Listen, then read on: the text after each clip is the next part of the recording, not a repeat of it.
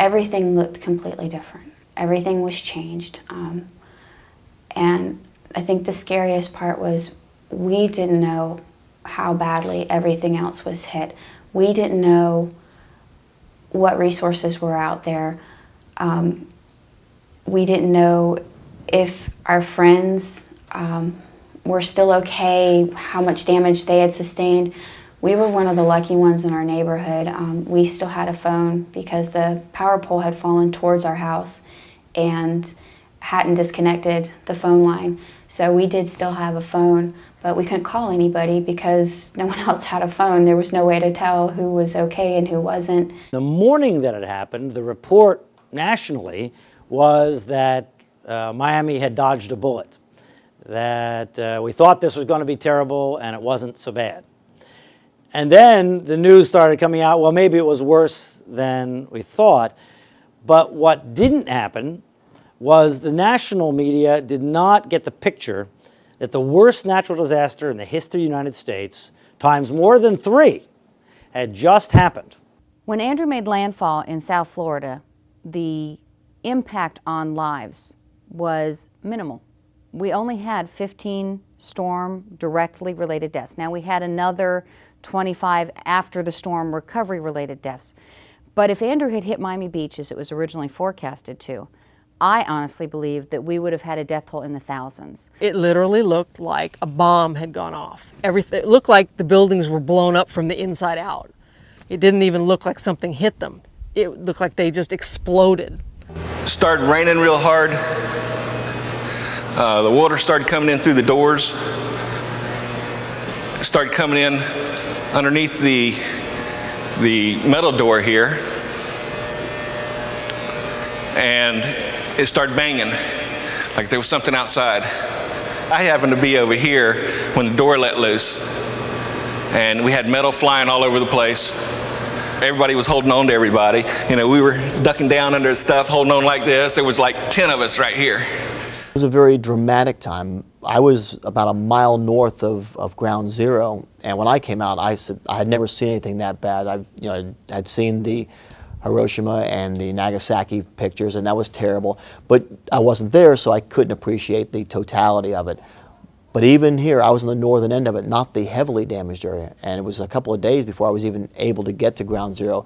And I was just so overwhelmed at the magnitude, and probably was, in retrospect, speechless. They decided very early on that they should plan a total, complete employee meeting a week after the storm on September 2nd.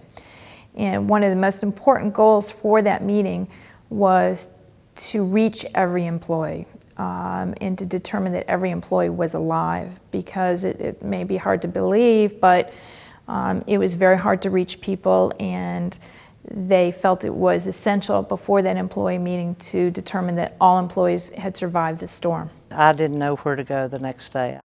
Probably couldn't have found my way here, and I only live a few blocks away. Everybody had barrel tile roof, and it was all over the street. It took us 2 hours and 45 minutes from my sister-in-law's house to get to the office. It was like an obstacle course everywhere we drove. There were huge trees down, there were live lines sparking everywhere, there were cars turned over. It was just incredible, absolutely incredible. You had bumper-to-bumper cars with Ma and Pa and the kids looking at stuff and videotaping. And I'm trying to get to my ponies and see if they're okay. And going through deep water, and luckily I was in a truck, and people trying to go through one lane, both directions.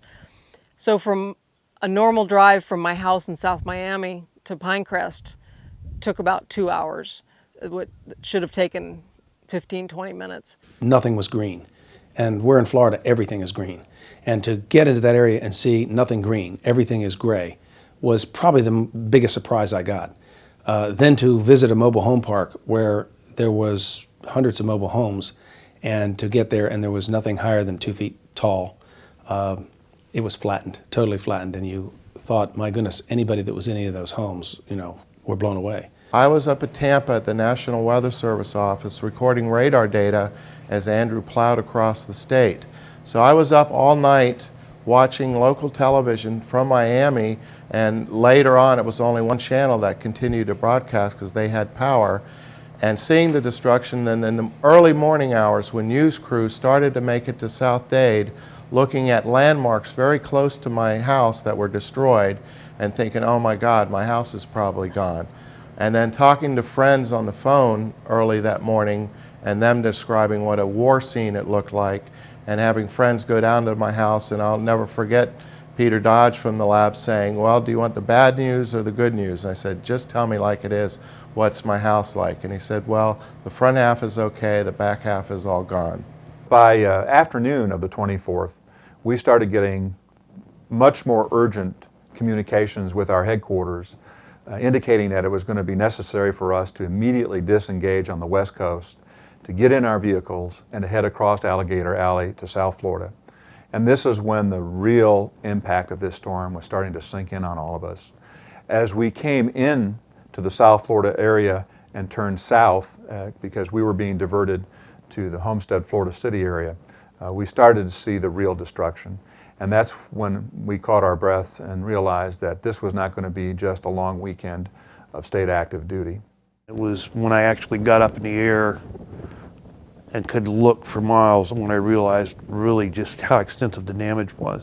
I think the worst thing that I had to do that particular day was leave those folks at Homestead under the conditions they were under, come back to my home in Palm City that was standing with power and lights and 14 people out of Homestead, and tell two families that were there that yes, I did see their home, and yes, their homes were destroyed.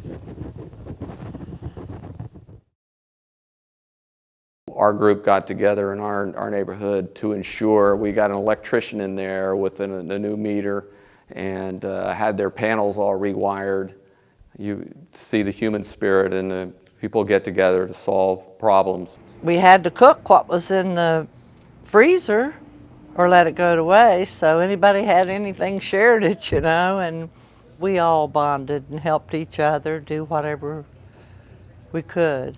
In some ways, people reminisce about the hurricane as being some of their best times with their neighbors, because everybody had sort of a barter system. Now, in our house, the shower worked and we had running water. In other houses around us, people were on the well system, and so the electricity controlled the wells, and so they didn't have water. So ours was the shower headquarters. We had a lot of shower activity going on at our house. And in exchange, people would bring chickens from their freezer or cold drinks or something that they had to offer. And so we had this kind of trading system going on. Or we kept our cell phone plugged in at somebody else's house, and they would trade by coming over and taking a shower at our house. And so you establish these relationships with people that you never expect to have. We had set up these distribution points where we had MREs is what we were giving out to people, and whatever donated goods we got out of somebody's pantry, which typically was out-of-date canned food and things that required some sort of preparation.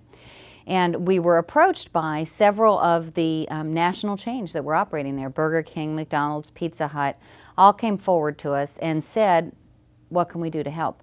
And Burger King, for example, was actually a victim of the disaster. The last employee was located about 20 minutes before that meeting.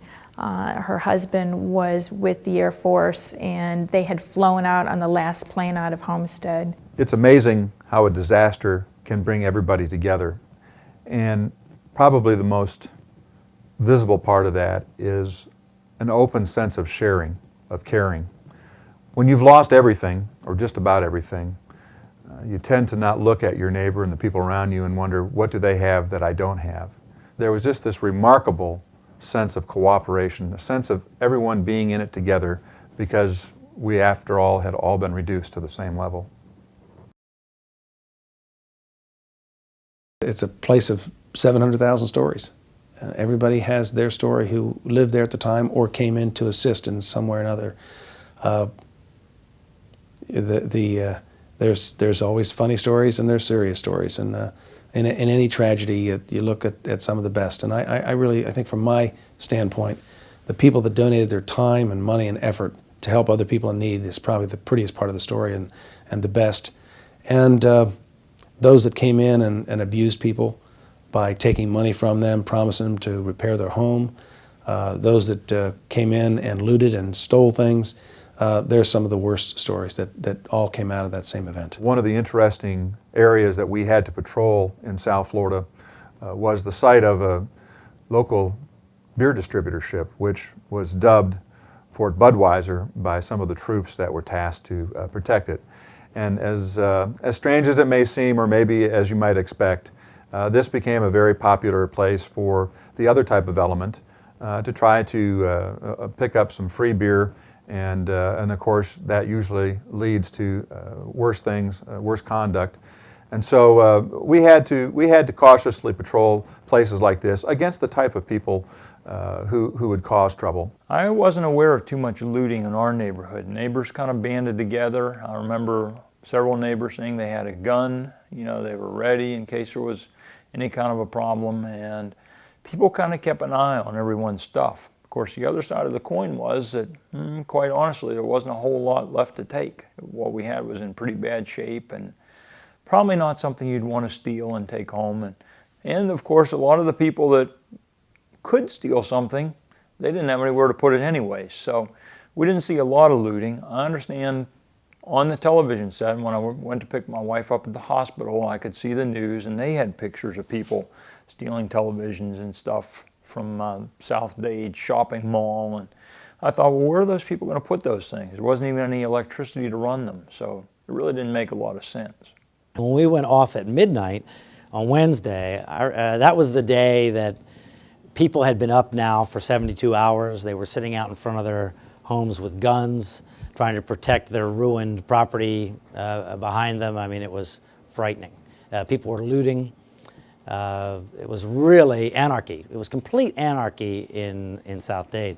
All over the neighborhood, signs kept up. People just hand painted. If you loot, we'll shoot. People are just so afraid that they get like paranoid. And of course, your first intention is to keep your family safe. My brother went back to his house to check on it, and he noticed that somebody was loading up the car, and he found out it was his ex-wife had come back and was taking everything else out of the house that she didn't get the first time around. People were stealing horses and taking horses in and extorting money from people to say, oh, I have your horse, but you got to give me $500. So then the Florida Department of Law Enforcement, agriculture officers came in and went out and started addressing some of these thefts and people who were extorting money. And horses were taken out of barns after the storm. One guy came out to feed his horses in the afternoon, and his entire barn of Appaloosas, I think there were more than 10 of them, were gone. Luckily, his horses were recovered in Ocala. They did find them. Probably the scariest incident that we had while we were doing checkpoints in those first few weeks was a gentleman who was stopped and asked where he was going, and who said that he was going where he wanted to go, and pulled out a .357 Magnum pistol. But it was interesting how our soldiers had learned to work together as a team. And even though the soldier at the window who was being threatened by this individual was in a tough spot, his partner had positioned himself correctly and quietly placed the muzzle of his M16 through the window and suggested that the gentleman should place his weapon on the seat and let go of it. And because everybody stayed calm, this potentially volatile situation was diffused, and that gentleman spent some time cooling off at the local jail. We went out, and I remember on US 1 and 152nd, what normally would cost 89 cents for a bag of ice, they were selling for $7. Water, you had to have lots and lots of water. The lines to get water were tremendous, so the more prepared you were, the better.